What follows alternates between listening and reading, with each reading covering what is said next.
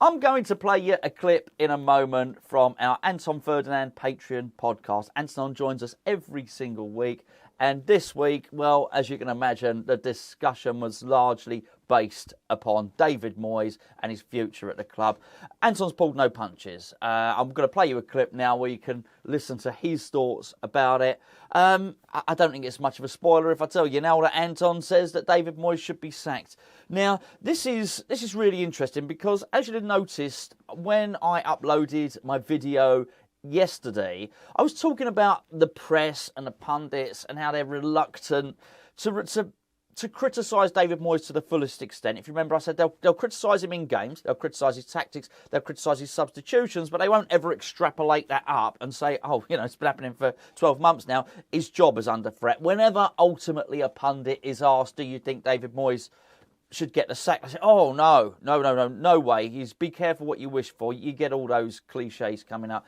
Anton has, I was going to say, he's not gone in two-footed here. He's just said David Moyes should be sacked. He absolutely agrees that David Moyes should be respected and appreciated for the job that he did, for getting us to a European semi-final, all that sort of thing. But ultimately, he's got some really interesting observations about the running stats, about the effort being put in, and sort of appraises quite realistically the fact that we are in a relegation scrap, and that really has to dictate any decision making from West Ham right now. I'm about to play you the clip, but if you want to see more of this stuff, then you need to join our Patreon page. And what's Patreon? Patreon is basically a third Hammers Chat site where there's a whole load of additional video content. It's not the Anton Ferdinand podcast. We do player ratings after every game. On a build up to a game, we have a breakfast show early-ish in the morning. It can go a little bit off-piste, that one, if I'm perfectly honest.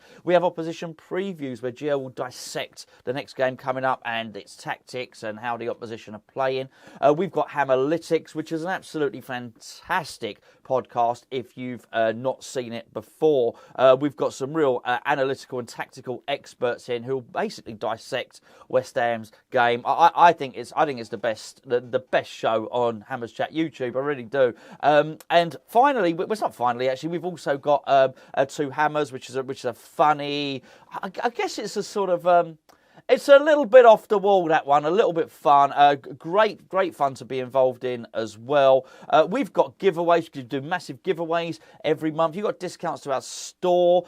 There's loads and loads of other additional video content. We've got podcasts on there. We think it's the best value for money out there. There are 3 separate tiers, so hopefully you should be able to find a tier that's affordable for you. The link is in the description below. Please go and check it out. Anyway, without going any further, over to Anton. I've said numerous times so what he's achieved for us as West Ham and for us as a club and what he's done for us in terms of taking us around Europe and taking us to the semi-finals of the Europa League, is fantastic. And, West Ham fans, love him or hate him, they have to respect what he's done for us as a team and as a club. Firstly, keeping us up in the Premier League and then taking us on this run that we've been on, this roller coaster that we've been on in terms of roller coaster fun, going through Europe and speaking to a lot of fans that had a great time on them European nights, home and away. So we have to respect what he's done. However, we're in a situation where we could get relegated, if we're being frank. No one wants to say it, but it's the truth. We're in a situation where one, we shouldn't be.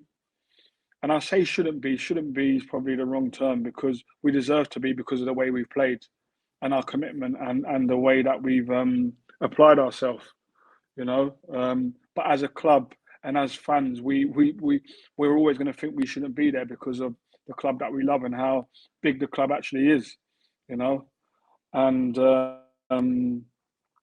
we got to look at it and see it for what it is. I think, as I alluded to earlier, a non-hard-working team isn't associated with David Moyes. And the fact that we had one of them on Saturday, that is alarming. I said it previously that I think it's time for a change. And that's nothing against David Moyes. As I said, I'm thankful and I love what he's done for us as a club in his second tenure. But sometimes you take a club and a team as far as you possibly can.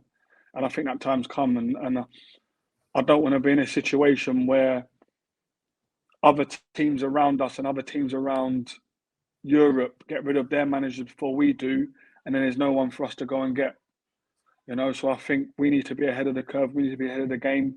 And we need to do that now before any other club starts to do it, so we can get the best possible manager to keep us up in the Premier League and to build something over the next 4 or 5 years. I'm going to ask you to get your crystal ball out now, please, Anton. If David Moyes was to remain here for the duration of the season, do you think West Ham will get relegated? Oh, I'd like to think not, because I'd like to think that he can try and do what he done when he first came. How he's going to do that, or if he's going to do that, I don't know. And I said previously that he's bought personnel that doesn't suit him. Doesn't suit his management in the way his teams play. So yeah, I think keeping David Moyes, it could end up in us going down. And I think I do think we need a change. I think the lads need something different.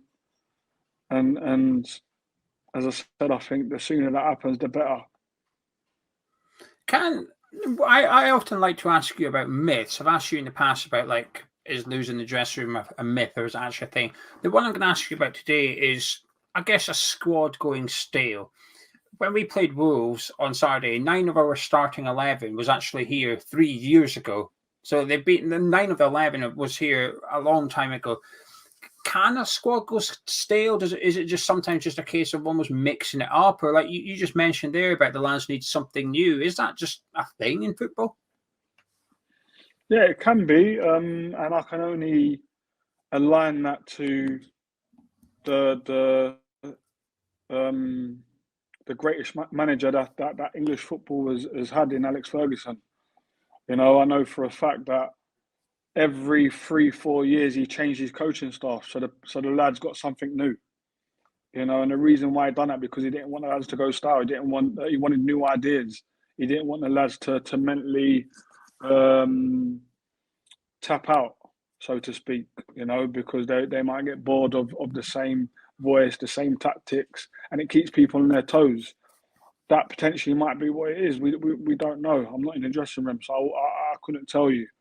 But that is a thing, and I can only go off the great Sir Alex Ferguson on the reasons why he changed coaching staff and assistant managers every 3 to 4 years, and that was his reason.